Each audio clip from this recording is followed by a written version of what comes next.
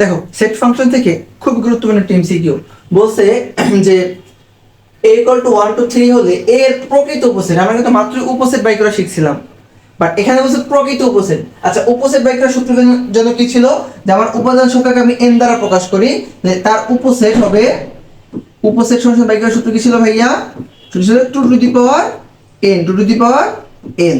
আচ্ছা, এখন যদি বলে প্রকৃত উপসেট, যদি কি বলে ভাইয়া প্রকৃত উপসেট, প্রকৃত উপসেট, তখন তার সূত্র হচ্ছে 2 to the power n minus 1।